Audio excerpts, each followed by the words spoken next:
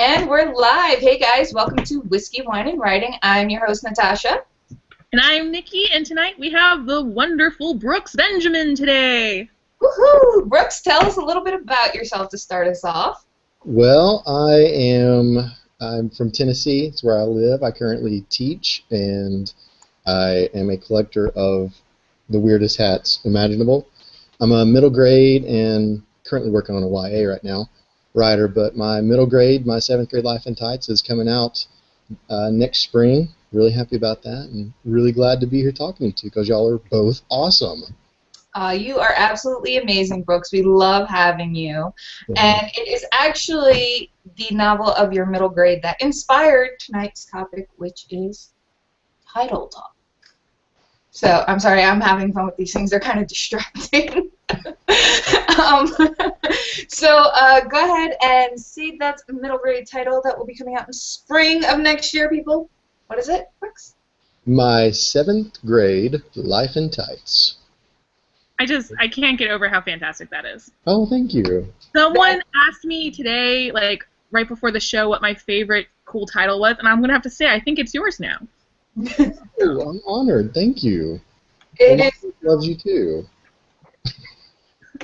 It is very cool. Like, I don't think I ever would have come up before the show. I was telling them that my titles are like one word. That's it. I pick a word that I like that describes the book, and there you go. No, see, I don't have the skill to make awesome titles. I kind of suck at them, actually. Well, they're cool words. You don't pick boring words. I used to have to title YouTube videos as a day job once. That kind of sucks, you know. All the crazy. Has an amazing title for her book too. I don't even know where that came from. And I think it's going to probably change. I hear that, you know, titles change a lot once you get through the publishing process. Did your title change at all, Brooks? My title changed a little bit. When I sent it to my editor, 7th was the number with TH. It was the numerical version of it, but they wanted to spell out 7th, so not really a title change, I guess, more of a format, maybe. Mine did that in Pitch Wars, where mine's The Truth About Two Shoes, and like halfway through we just decided to hyphenate Two Shoes because we figured people would think it's actually about a pair of shoes instead of the girl's nickname. I get that. I'd read either one. Both of them sound really interesting. It's an amazing novel. I've read it several times. It's fantastic. So it's a YA, so it's right up your alley. It's really, really good. Stop talking about my book. Let's talk about his. Yes, let's talk about yours, Brooke. So what is My 7th Grade Life in Tights about? Give us a little preview. All right. Well, I'm actually going to just read what it says on my website because, honestly, for some reason, every time I try to pitch my book, I stumble and trip through it. And this boy, and before I tell you about that, you probably need to know he's 12, and so, yeah. I'm terrible at pitching my book. I actually made business cards just that I could carry around, so when people ask, so what's your book about? I can just hand them the card. You can read that. So here's what it says on my site, which is the copy on the actual book jacket is considerably longer, and my editor actually wrote it, and it's brilliant. But what I came up, the really short version is, dance studios are for sellouts, or at least that's what Dylan's dance crew keeps saying. But when a chance to compete at the biggest dance academy in the state falls in his lap, he has to decide what's more important, sticking to his crew's rules or freestyling his way into solo greatness. Oh, wow. Fantastic. That sounds like it's going to be an awesome read. Very fun. I think so. I liked it. Yeah, it's fun. It was actually inspired by real-life events. Your real-life events? My real-life events. Were you have to tell us details about that. Yes. Were you a 7th grader in tights? Did this happen? Not really tights, more like, the parachute pants. Oh. I was on a dance crew, yeah, and it was actually 6th grade when we started our dance crew, but we were called the New Kids with a Z. Like New Kids on the Block? Yeah, and that's actually the only songs we danced to were New Kids on the Block songs. Yes! I love New Kids on the Block. I grew up with them. They were like my favorite boy band growing up, so it's okay. Yeah, so it was, we were so dedicated we'd get together every day, well, not every day, but a lot after school, and dance like right next to like the band room area. It's embarrassing to think about, but yeah. But it inspired a really great book, so you know the embarrassing moment was worth it. Exactly. Absolutely. So, guys, if you're just joining us, we are with Brooks Benjamin at Brooks Benjamin on Twitter. Really easy to follow, and he's amazing. He writes middle grade. We're talking titles, how important they are, how'd you come up with them, and we are also having fun with hats. So if you have a fun or an amazing hat, go ahead, put it on, take a selfie, and then tag us on Twitter, #WWWriting, so we can see these amazing photos of you guys in your fun hats. Have a little fun with us tonight. So, Brooks, since we're talking titles, did you have different titles for your novel? Like, did you go through trial and error with it until you found one that was just right, or how did you come up with it? Actually, I'll be honest, it's kind of funny that I'm on this interview about great titles, because this is the only title, this book right here, anything I've ever written, I've never titled myself because I'm terrible at coming up with titles. But this one really just kind of hit me out of nowhere. Camp NaNoWriMo, my critique group got a little cabin for Camp NaNoWriMo, and you had to put in your name and the title of the thing you're working on, and for the longest time I just named it Dance Book. And then I thought, I was looking at everyone else's titles, and they were so good, and I thought, man, I've got to come up with something better. So it was like my 7th grade life in tights. Like, oh, that's pretty good. And then everybody started commenting like, oh my God, that sounds so fun. What is it about? And I thought, oh, okay, so maybe I'll stick with that.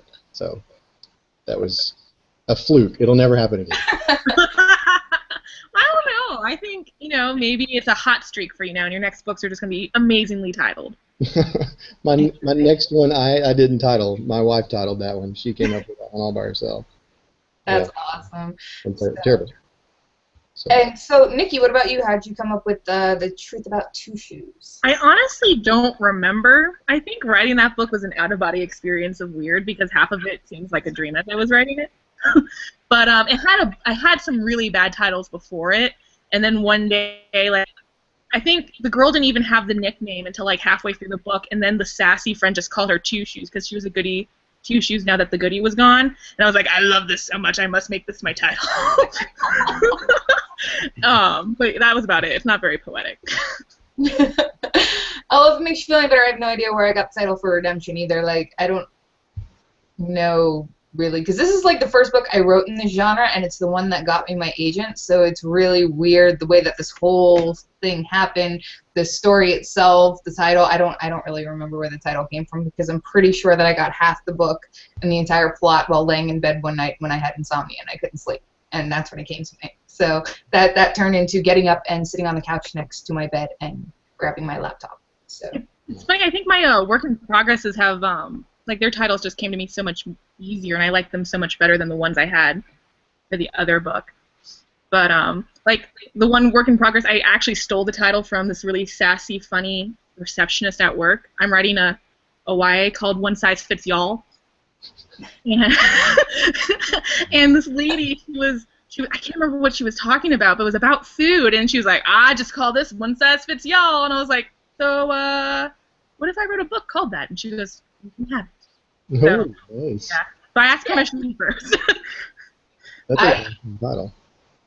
I'm calling right now my work in progress Renegade, and I think I went through a bunch of different ideas with Nikki, actually. I was bouncing them off her. And I was like, ooh, wait, I got it. And she was like, I love it. I was like, okay, good. Well, the cool thing about yours is because you're doing romantic thrillers, and you're doing R's. I just think that's really cool as a brand for yourself. Especially since my last name begins with an R. All of a sudden, all these R's are popping up. It's really weird. So how important do you guys think titles actually are when it comes to your novel? Would you like to go first, Brooks, as our special guest? I think in middle grade, I don't know, it seems middle grade, I don't know, I'm not going to say that it needs a little bit catchier title, but I think, as a teacher, I'm thinking of some of the books that my kids read, and a lot of times they are attracted to certain titles if the title sort of screams humor. they'll immediately want to read it. Or if it screams creepy or, any other, strong emotion that they really want to experience in a book, they're going to kind of flock to it. So yeah, I think it's pretty important in YA. I've actually seen agents requesting, or looking for books that can have a one-word title, because I don't know if that's kind of a popular thing or what. I'm not an agent or an editor, but I don't know. I think titles are really important. Maybe it differs with age group, but middle grade, I'd say really important. I think sometimes too, especially when you're querying and you're in a slush pile, if you have a really cool title that can stick with the agent's head, so if you're at that process, because you want it to stick with the reader's head too, obviously, but then they're going to come back to your query and read more, possibly. I was reading through slush for Pitch Madness, and to this day I still can't get this one title of, it's a middle grade actually, because it was such a cool title. I cannot get it out of my head. It was Annabelle Miss Does Not Exist. And it was the coolest title ever, and the pitch was just as awesome, and I can't wait to read it. It better get published sometime soon. But again, I like rhyming things. I think my favorite title in middle school was Amber Brown Is Not a Crown. Does anyone know that one? No, but I will admit that I really got into R.L. Stein's Fear Street and all his horror books because I was an avid horror reader when I was in middle school. It was really funny because I actually started with the Sweet Valley series when I was really little. That's really what got me into reading when I was like 6. I started reading that. And the way Francine Pascal has it is it literally goes from kids to twins when they're in middle school and then high and then college. You can grow up with this whole book series. So when you got to the middle school ones, though, she had a whole horror series with it. And I was like, yes. And so I went from there to R.L. Stein's Fear Street and all of his crazy books. I never got into Goosebumps, though. Everybody says they were so good. I just never picked it up to read it. So they're fun, yeah. And they've got some really good titles, too. Oh, yeah. Yeah. So, but, yeah, so I think generally, though, titles are pretty important in any genre and any age group because I think that's kind of what draws the reader first. Mm-hmm. I think if it's got a catchy title, it's going to pull them in, and then, you've got your book cover, so hopefully that goes along with it, and it's really good. But I really think that if somebody doesn't know what they want to read, no matter what section they're in, if they're just perusing the spines, it's going to be the title that catches their interest first. So I think having a title is really, really important, or a good title. Really I think a really important thing to remember too is make sure you Google your title before you decide to send off your book, because there's a lot of books out there, and yes. Chances are they might have thought about. That actually happened to a friend of mine recently. We had no idea that there was this other book that had the same title that she was working with, and actually I had another CP submit a book titled the same thing as another CP recently. So. I was reading somewhere that titles they're not like copyrighted, so a million books could have the same title as yours, and there's nothing you can do about it. So I've noticed that on Goodreads, if I'm trying to add a book, it'll come up with sometimes 3 or 4 books with the exact same title. So I've always wondered how that works. If they've got to I guess they don't have to get permission. But I don't think so. I don't think that the titles are copyrighted because you have a lot of authors out there. I think Stephen King and Laurel K. Hamilton both have Dance Macabre as titles. So it just, I think and don't quote me on this, but I think I remember reading something about she didn't realize it at the time or something like that. So yeah, doing research on titles is definitely a good thing. So, so this was a work in progress when you got your title, right, Brooks? Yes, it was. I only had probably about 10,000 words written. Before that, it was just, dance book. So I think it's amazing how titles come about because for you it was work in progress. For Nikki's new work in progress, it was a title first. She got the title from The Lady at Work. A lot of my books are actually titled first. Like The Truth About Two Shoes was titled before I wrote. I like to title things before I start them. It helps me brainstorm. It just was a really crappy title beforehand. And I realized it didn't apply to my main character at all. I thought I was going to write one thing and it turned into something else. Ah. So, yeah, so I think titles can kind of come from anywhere and everywhere, and you don't necessarily have the best one the first time you title it. So I think that it's kind of like a query. You might, not every time, but you might very well be doing revisions on your title quite a few times.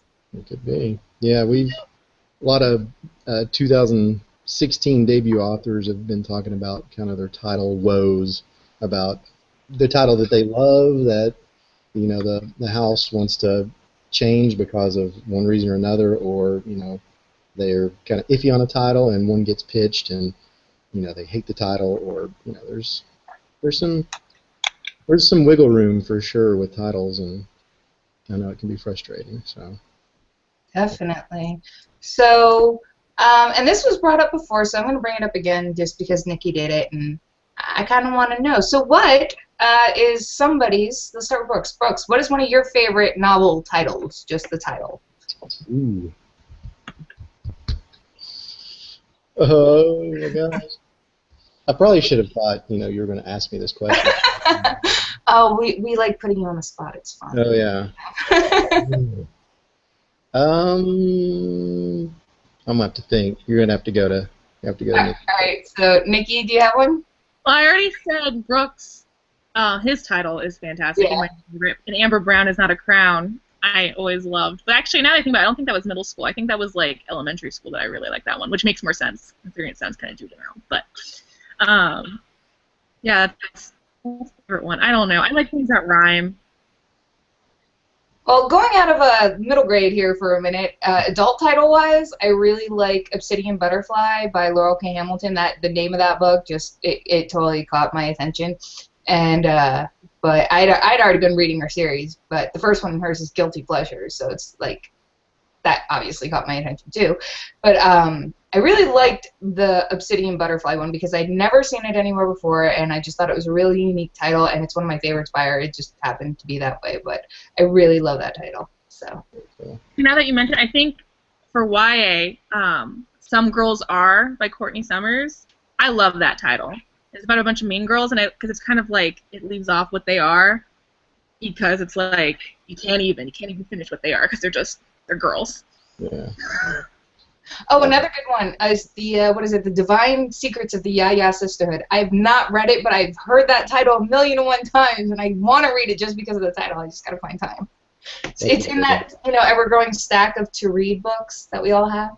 So.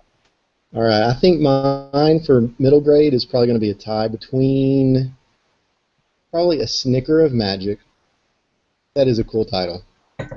And Better Nate Than Ever. I love titles that do a little bit of a play on word like that. Play on words. That's really cool.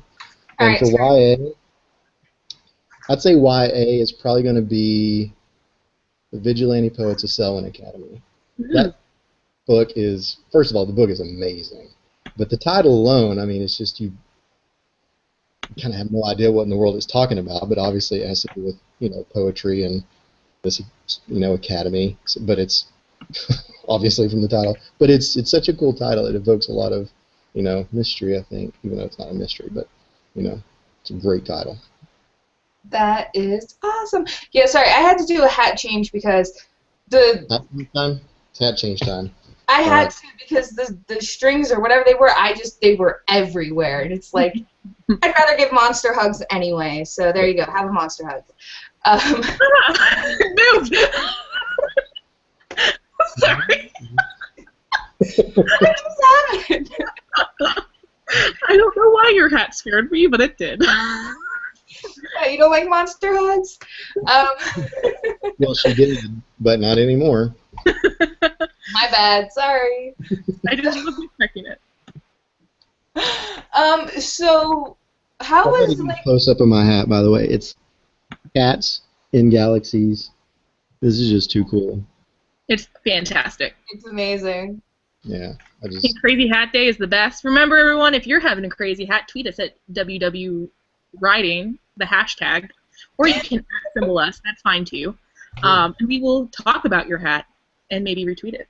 Yes, this is a very fun show. We're talking titles. If you actually have a great title that is your favorite or your own title of your own novel, tweet it to us, hashtag WWWriting. Or if you're on Google Hangouts with us, you can live chat with us right here on the Q&A little thing that pops up. We did get a tweet from Raquel, and she was saying she's thinking about switching her title from Queen of Fortunes to Apprentice at 666. Oh, wow. I like The Apprentice at 666. That's cool.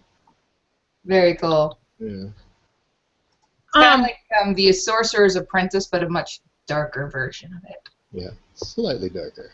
I heard dun dun dun in my head, so I think that's a good sign. Yeah, Yeah. that's really. That is very awesome. Speaking with coming up with titles, I have to like title a lot of things at work, and one of the things that they have us do is we brain dump our titles, and I've come up with literally 30 different titles for the same email before, but there's so many different ways to word things and like phrase them that you could have 1,000 different titles very similar, and then one of them is just amazing, but usually it's further down in your list. So brain dumping titles is really helpful if anyone's stuck. I actually put in the blog post for Brooks, I put, that picking a title is kind of like Goldilocks and the Three Bears. Might be one that's, just a little too rough around the edges, another that's a little too cheesy, but there's always that one that's just right. So I kind of compare it to that. So MZ Medina said, today's episode is perfect as she's been struggling to find the perfect title for the work in progress. See, so everybody struggles with it. It happens. So, and then L's here, Leatrice McKinney, LL McKinney, L. She was actually on our show last week. Be sure to check it out. She says, hello, ladies and gentlemen. Hi, L. Maybe say hi. Hi. So, Brooks, why don't you tell us a little bit about your submission process? Like, how did it go between, getting an agent and getting to the publishing house and all that wonderful stuff? Sure. Mine was a little quicker, I think, than, or maybe it wasn't. I don't know, maybe it was pretty normal. But I had finished my manuscript just in time for Pitch Wars the year before last, not this last time, but the year before last. And I was lucky enough to get Marika to mentor me, and she did an amazing job helping me just kind of trim some fat off of it and get it as submission ready as possible. And in Pitch Wars, it actually did not. It got one request, I think. I mean, it was not. I was really kind of devastated because I thought, oh man, this is it. Pitch Wars. It's going to be agents requesting it left and right. And she kind of warned me. She's like, middle grade, you might not get a whole lot, but that's okay. Don't let it frustrate you. And I did. I got one request for like a partial. And at the same time, she said, go ahead and query if you're ready. So I did, and pretty quickly I got an offer, and when I notified the others, I got a couple of other offers, and the two most excruciating weeks of my life when I'm trying to decide who I'm going to go with. But eventually I went with Uwe Stender at Triata US. He was amazing. I love him to death. And he had been, as soon as I signed with him, he had actually been talking to some editors who he thought would be really good to submit to. And as soon as I'd signed, he went ahead and told them that, hey, get ready for a manuscript coming your way pretty soon. And he helped me get it polished even more. He's as editorial as he needs to be, I guess. Not too much, not, slightly, but, just as much as needed. And he actually submitted to an editor, and about 2 weeks after he submitted, an offer came in, and we ended up going with that one, because we were pretty happy with it. So it was pretty fast. I was a little shocked, I guess. It was, I guess normal. I don't know, maybe not normal, but he did all the work. I just kind of sat back and. I mean, you wrote the book, though. That's a lot of work, right? Yeah, that's a lot of work. So you teach middle school, right? I teach elementary school. Elementary school, okay. So were you able to kind of test out the title or the book on your students and see what they thought? I did. I had another one that I had written before that just, I had actually printed it out and had it on my desk. So like during my planning, I was going through editing it, and one of my students actually found it and asked if they could read it, and I thought, well, might as well, and he actually really, really liked it. So I thought, oh, that's kind of cool, one of my students kind of likes my work. So if I never get published, at least I have one kid who thought my book was all right. And, that's all you need, right? That's all I need. And finished, not going to write anything else. But then he started asking, what else am I writing? And I told him I'm working on something else. I didn't have a title yet, but once I did have a title, I thought, hey, remember when you were asking me what I was working on? I'm working on a book called My 7th Grade Life in Tights, and it actually did, it was like, that's hilarious. It's amazing. See, that's kind of awesome that you're in an environment where you have test subjects for your novel of the age range that would be reading it. Exactly. And then when it was so funny when my the deal actually got announced, my principal announced it over the intercom, which I thought was kind of sweet of her. But she announced it over the intercom, and I could kind of hear this like dull roar of laughter when she said, "My 7th grade life in tights," and it was like this ha ha ha ha ha going through the hallway. So I thought, hopefully they're laughing because they think the title's funny and because something else, I don't know. But yeah, it was kind of fun. The title seems to have gotten a pretty good reception. I'm glad. I'm happy with the title. I think kids in general like strange pieces of clothing in titles. I mean, Captain Underpants did very well for a very long time. That's true. I was a big fan of Captain Underpants. You got a lot of articles of clothing. 2 shoes. Actually, I went through a phase where like all my things had the word shoe in it. I don't know how that happened. I'm trying to put tights in all my titles. So. My last play that got performed was called Cement Shoes, and then my middle grade that I really want to go somewhere is called I don't remember what it's called. I don't remember, but it has shoes in there. Shoe Girl. The Adventures of Shoe Girl. That's what it is. I don't like shoes. I don't know how this happened. I think it's a weird subconscious thing. Really? I heard a ding. That was really weird. Who was that? It's my computer for some reason is like gaining at me when someone texts me. I'm sorry. Was that the hat change signal? Change your hat. I'll try to kill this dinging. No, my hat's good now. It's not like everywhere I can deal with it. But Brooks, with your personality, I don't really see you as being a hated teacher. I'm pretty sure you're probably one of the more favorites at your school. So they were probably laughing knowing your mentality about how you would have gone with the title. So. No, I'm pretty well hated, but that's okay. No, what? Okay. I was about to say, I'd call shenanigans. I don't think so. So we have a couple of tweets. Jessica Blokzinski. So sorry if I got your last name wrong, Jess. She says, titles are super hard for me. It took 6 months to come up with mine, and I only liked it half the time. Did you ever have that problem, Brooks, where after you came up with the title, you liked it one day and then you didn't like it the next? Was there ever indecision on that? Absolutely. Yeah. So what kept you from changing it? Forcing myself not to. I just thought, I'm going to have to just give up on this title. The title's going to be something that, down the road, someone who's better at titles than me will go, here's a good title. Why don't you go with this? And I'll say, yes, thank you, that's what I need. And that's the title. So, yeah. I give up on titles a lot. Like I said, my 7th grade life in tights was sort of a fluke. It came to me pretty quickly, but all of my others, I've had massive amounts of help with because I'm terrible at titles. That's awesome. And then Lana Wood Johnson also tweeted, hashtag us, WW Writing, remember that hashtag, can help. I'm playing with naming my spy circus work in progress, Master Desiderius? I am just not having any luck with big words today, I'm sorry. Floating Circus, but worry, it sounds middle grade, not YA. So it's Master I just can't say that word. Nikki, can you say that word? Desiderer. You're asking the person who couldn't pronounce her agency's name for like the first 2 weeks I was signed, so it's probably not a good thing to ask me. I'm sorry. I couldn't even get Jess's last name right tonight. I swear, I'm having issues. Okay, too many big words from the college paper I wrote today, and I still have to write another 5-page one after the show. Brain dead. Okay, sorry. So, but I don't know. I like it, but I just can't pronounce that word. Yeah, that's my only problem, is I can't imagine, if I was a shy, well, not really, that's a lie, I was never shy, but I didn't like going up to adults and asking for help ever, and I can't imagine 13 or 14-year-old Nikki going up to the librarian and being like, can I have, if I can't say the name, I wouldn't ask for help, I guess is what I'm saying. But I think it's a cool title, I just can't say it. Yeah. It is a cool title. I like the Floating Circus part, definitely. That's my favorite part, too, for sure. I don't know. I wonder if it's YA if they wind up like calling him Master D, Like, that would be cool. Master D's Floating Circus. So, just to kind of shorten it.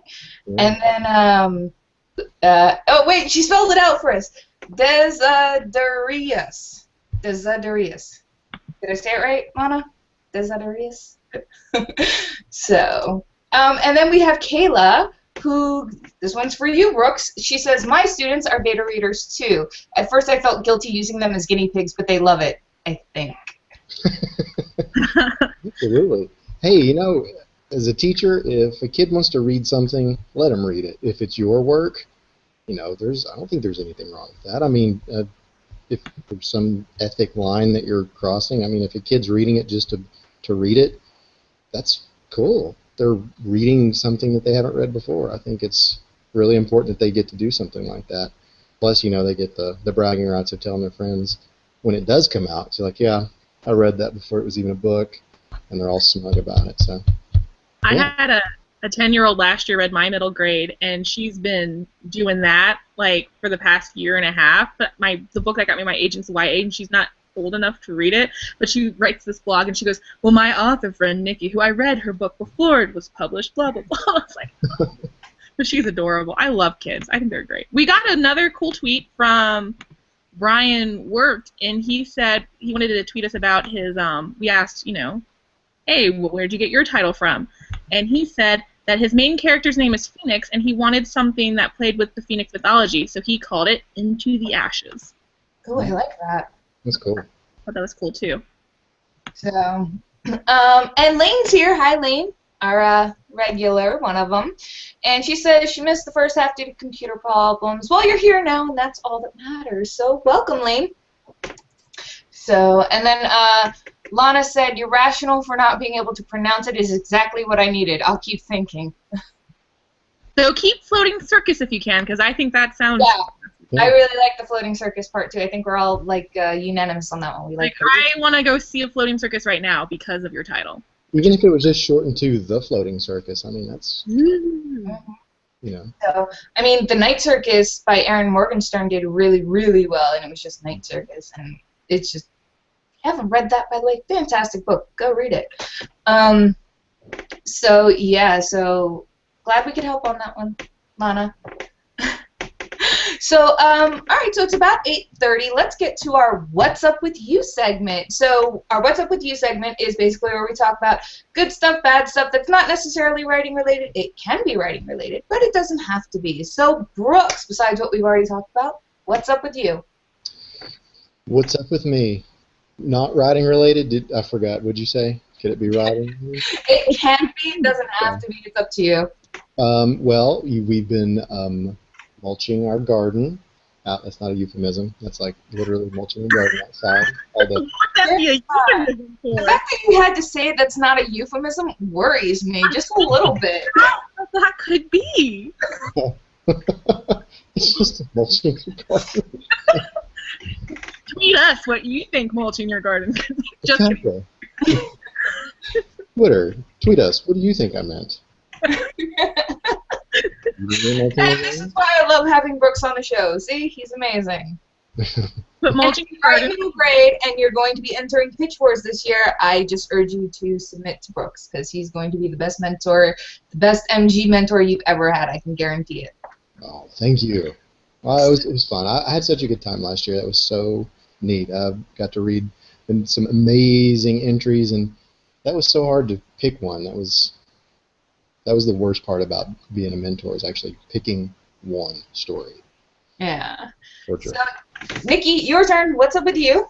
What's up with me? Well, I took a mini hiatus break on a work in progress thinking it would clear my mind, and instead now I keep having weird dreams about my books. I don't know if that's kosher or not, or normal.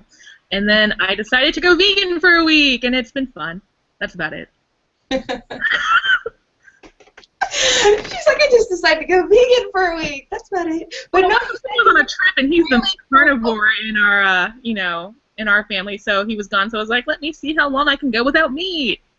And now he's back, and he's like, I'm struggling to go without carbs. I don't think I could go without meat too. Like, I would cry. I need meat. We can't go out. I mean, You have to. It's about balance. Kind of like writing. You always have to find balance as you're writing. See how I brought it back there? What's up with Tasha? Well, Storm, my dachshund, the one who has degenerative disc disease, is getting better. She's not 100%, and this is after she relapsed because she apparently thought she was 10 months instead of 10 years and decided to chase a squirrel and slipped on some gravel and twisted herself up. This was after 6 laser sessions, us getting her better, and she was walking. Now she's kind of walking like a baby calf's taking its first steps, but she's walking, which she wasn't originally doing after this relapse. So she's getting better, which makes me happy because we can't afford a $5,000 surgery. So that makes me happy, though. She's moving around, she's walking, she's going to the bathroom on her own. Good to go. So that's what's up with me. I've got good news about my dog. Makes me happy. That's good.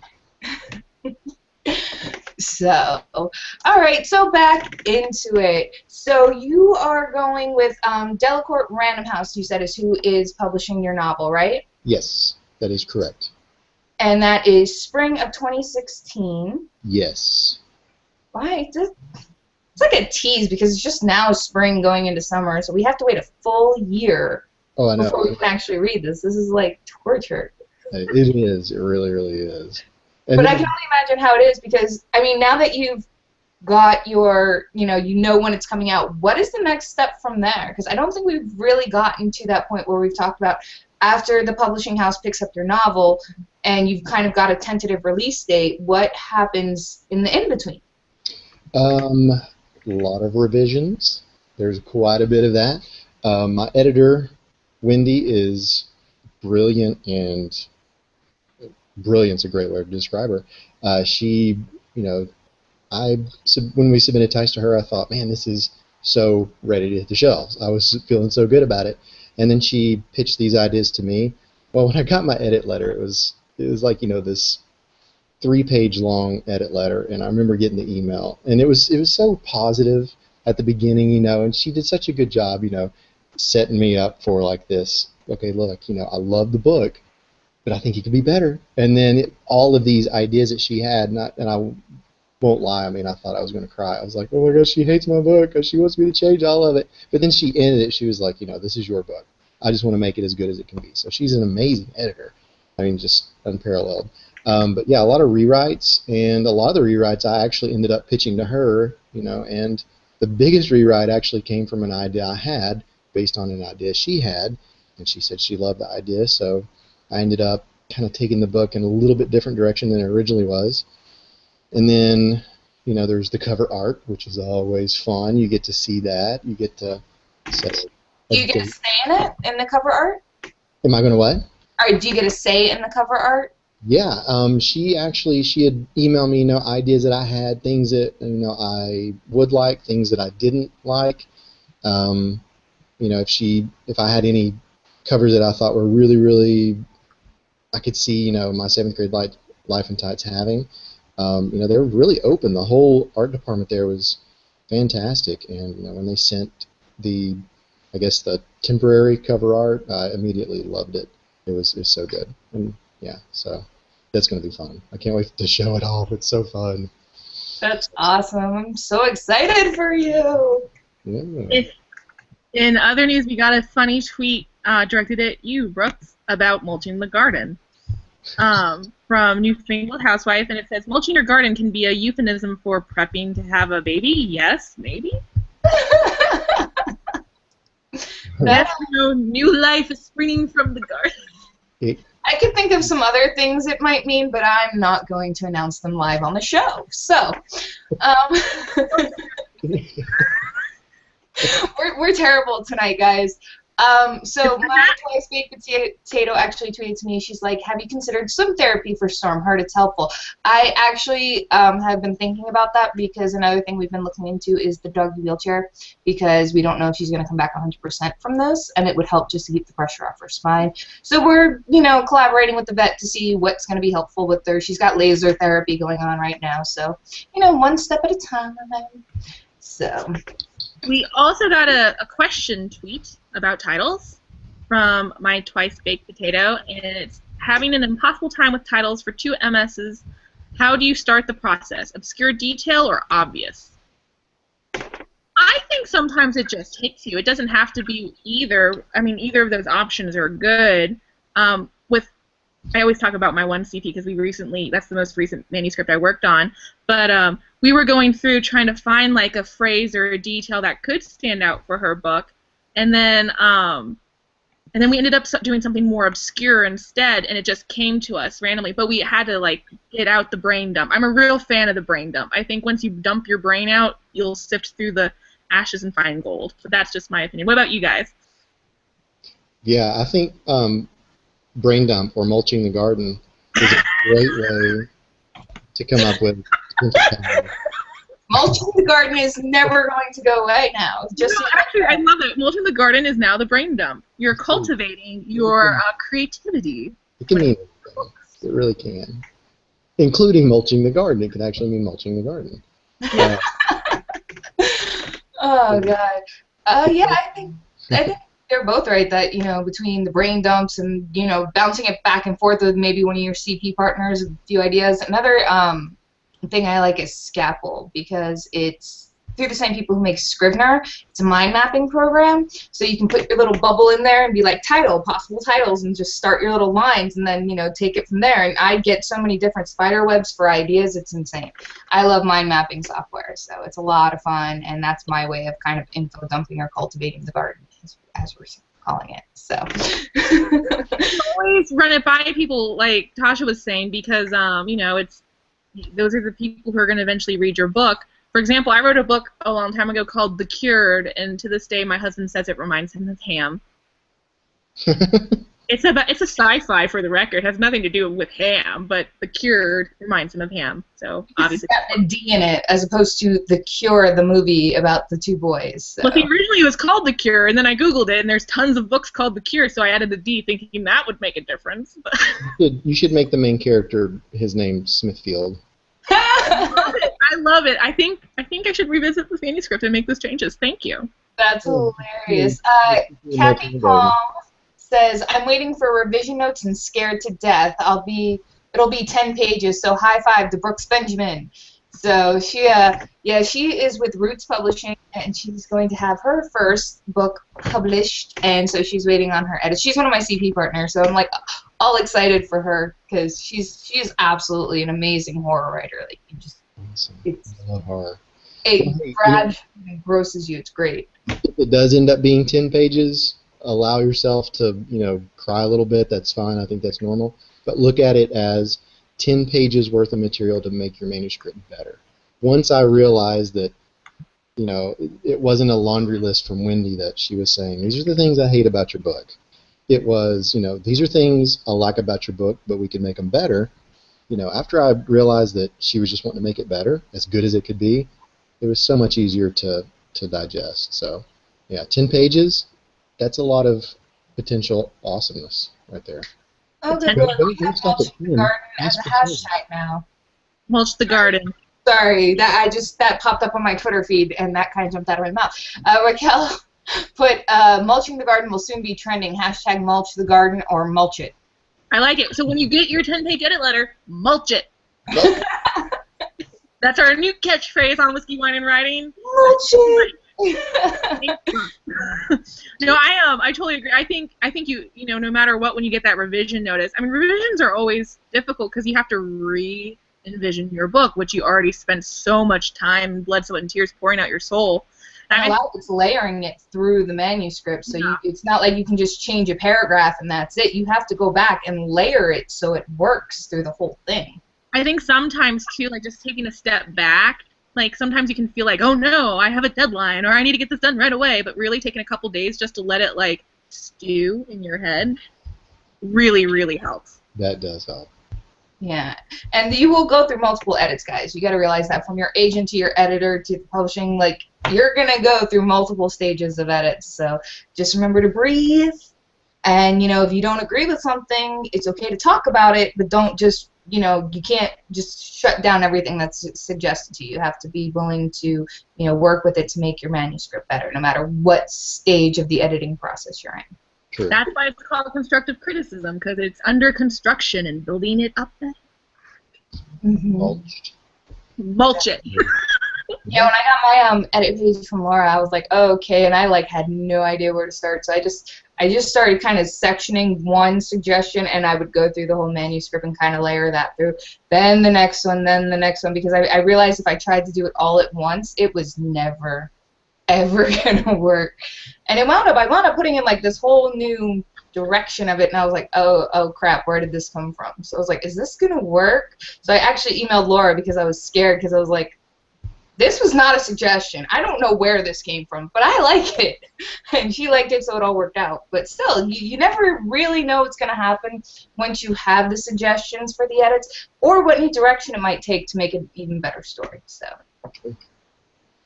But you made a really good point, that editors are, talking to the other debut authors in the Sweet 16s group, that we've all had, mentions about, edit letter fears and, scares and things like that. But for the most part, every single, well, not every single one, but for the most part, the editors work with the author. I mean, they throw ideas back. They say, hey, what about this?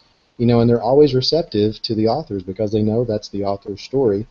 And if you know something will not work in the story, then you're definitely allowed to say, I don't think that's going to work. What if we did this instead? Or I'd like to leave that in, and here's why. I mean, editor's not going to shun you, like put up the shun wall if you disagree with him or her. So. Okay, so I'm just going to put this out here. Brooks is amazing when it comes to slogans and phrases, as we're seeing. And actually, I had to write down the slogan on your website for your book, which, if you guys are just now joining us, Brooks' book is My 7th Grade Life in Tights, and that is coming out spring of 2016 by Delacorte Random House. And I love the slogan. The slogan caught me. I had to write it down as a note that we had to say it tonight. So, yeah, it goes, football hero, ninja freestyler. It's 7th grade. Anything is possible. I love that. That is compliments of my editor. That's how awesome she is. I did not write that. But isn't that amazing? Yeah, that's great. She sent the copy to me, like the jacket copy, and that was in there, and I thought, oh my god, that is so amazing. I love that. She has magical powers. I've heard of Wendy. She does. She really is. She's amazing. That is so awesome. Oh, yeah, by the way, guys, I wanted to announce May is the RT convention in Dallas. I am going, so if any of our awesome watchers are going to be there, I would love to meet you, hit you up, say hi. So I will be staying at the convention hotel from Tuesday to Sunday when I fly back home. So I hope to see some of you, meet some of you. I think it's going to be a really fun time. And it's my first convention, so, I'm going to be taking baby steps. So hopefully some of you guys have experience and can help me out. And if you want to identify her in the crowd, she'll be wearing that hat. Right, Tasha? The monster I guess I'm bringing it now. I hadn't really planned on it. I'm just teasing. You don't have to bring the hat. I love Brooks's hat, too. Like, you guys, I just have the lame pendant use. Are you getting that it's a werewolf? It's the red eyes, and these are its little claws. It's fantastic. Yeah, I have no knitting skills. My aunt can knit, not knit, but she crochets, rather. She can crochet up a storm. I can't do either. I've tried. I fail. I love how the paws claws kind of look like dreads as well. Dreads. Nice. But speaking of conventions, have you ever been to a convention, Brooks? I have only ever been to the MidSouth SCW. Yeah, the MidSouth event. I can't talk. I've only been to that twice. It's in Nashville. It's amazing. I'm going to BEA this year. It's the first time. I'm a little nervous because it's kind of a huge event. But yeah, it should be really fun. So, are you either of y'all going to BEA? I wish. I don't think I'll be going to anything this year. I'm going to RT, and that's about all I have because I can't go to the RWA, which is the main Romance Writers of America one in New York, because New York is really expensive to begin with. So it's like on top of convention costs, New York and me are just, no, not this year. So, but next year maybe because they move it around, so it happens. But this will be my very, very first convention. Elle says you picked a big convention for your first. That doesn't make me feel better. She's like, can't wait to see you, because Elle's going to be there, so that's awesome. I'm going to get to meet her in person. She's amazing, so. Why? Well, oh, go ahead. Go ahead. Go ahead. Okay. Well, I'm just going to throw out, if anyone is around the Mid-South area or doesn't mind traveling to Nashville, first of all, it's a really great place. But the Mid-South SCBWI is insanely good. They always have huge faculty there speaking. Keynote speakers are amazing. They had Jay Asher the year before last, amazing speaker. Just Jennifer Cheldingo was there, if I'm pronouncing her name right. She was there doing the keynote speaking. Just they always have such an amazing list of speakers and session leaders. So anybody around the Nashville area, you need to go to that in September. I'm actually pretty close to there, relatively. Yeah, it's so worth it. We always get people going to that are from Florida, California. We've had people from overseas. I mean, it's that good. Well, my problem is I'm in South Florida, so basically, as long as it would take Nikki to drive from North Carolina to Tennessee, it would take me just to get to Central Florida. Like it's 4.5 hours, Central Florida. So it's Go ahead, sorry. The border, for me, I'm so close to the border that it's literally 30 minutes to get to Tennessee from here. Yeah, exactly. That does not happen unless you're in the panhandle of Florida. You're spending hours just to get out of the state. So it's I'm in the longest state besides California, I think. So it takes forever to get anywhere out of South Florida. And even in California, you can go east and get out relatively quick. If I go east or west, I'm going in the water. It's just what's going to happen. I'm surrounded by it. Yeah. Books for the BEA conference. Why did you pick that one? What are you expecting for that one? Well, we've got some friends who are in New York, and I know Uva and Wendy are both going to be up there, so I thought, well, hey, I get to visit friends, see both of them, because I've actually never met either one of them. I've talked to them on the phone many times, emailed several times, but never have actually met them, so I don't know if they really exist in physical form. They could just be manifestation, ethereal, kind of floating energies. Your agent is a unicorn? Agent is. He could be. And that's funny because I found out Laura's going to the RT convention too, yesterday or the day before, one or two. I was like, oh, hi. So I'm going to be there too. So we're going to try and meet up and actually meet in person, which will be amazing. That'd be fun. Yeah. So we are coming up to about 8 minutes left on the hour. So Brooks, is there anything you want to touch base on that we may not have gotten to so far? Anything you want to talk about? Say. Speak now or forever hold your peace. I would say, kind of what you did with the brain dumping or garden mulching. Come up with a list of tons of potential titles for your book and kind of test them out with, your audience members. If there's a phrase that a character uses, or there's a little, there's a certain theme that you definitely want your reader to latch onto, see if you can come up with something that, a title that helps do that. So yeah, mulching. Kathy actually tweeted a picture of garden gloves and the bucket and the shovel and everything like that, and she says, #Mulch the Garden. Use the right tools. Also, I'm glad we kept Mulch the Garden really clean, because we also got a tweet from Newfangled Wife that when she went to get her toddler a snack, he decided to watch us, and he enjoyed the wine and writing. So, yay! Hi, little toddler dude, if you're still watching. So I think that it has been an amazing show, and Brooks, you're just so much fun to hang around and talk to, and again, you come up with great slogans and phrases there, guy, because now the mulch is sticking. You're now starting a revolution of mulch. Kill the weed, let it grow.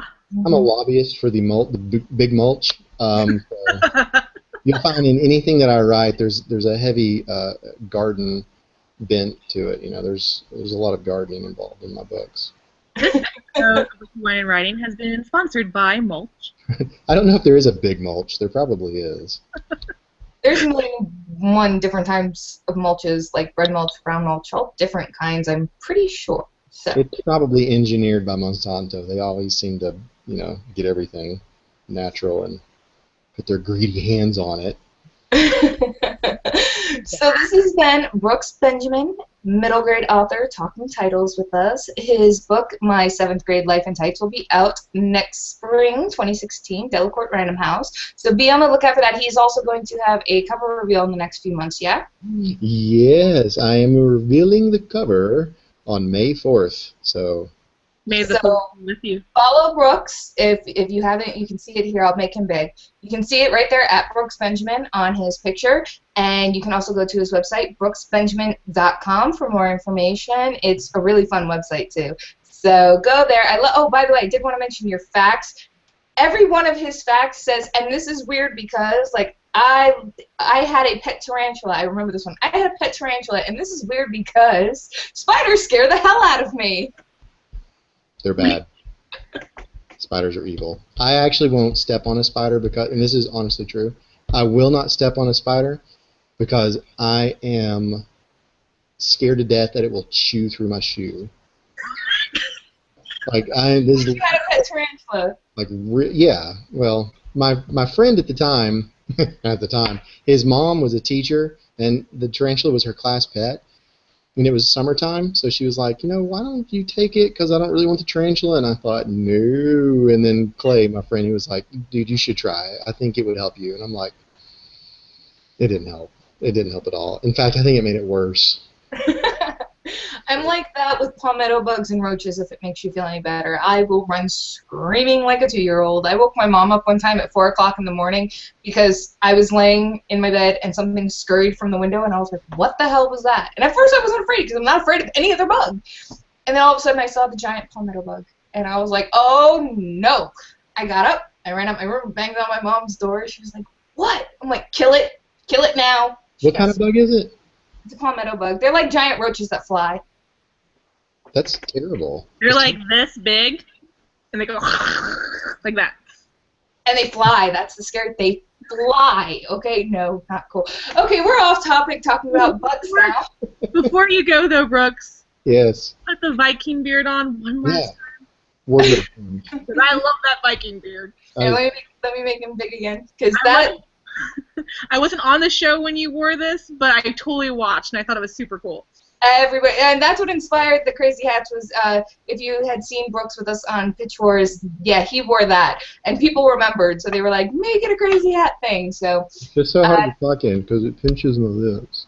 But I just love because you did the whole interview. It was, and it was so annoying. Like I can't even smile. It like constricts my face. But we do want to thank you guys for having some title talk with us and talking with Brooks. Thank you for being here. We can't wait to read your novel.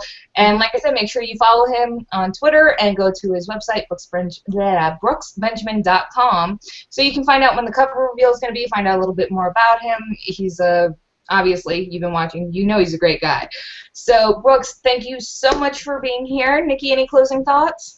Have a wildly creative evening, everyone, and mulch it. Mulch it good. Okay, now I need to stop. Bye, everybody.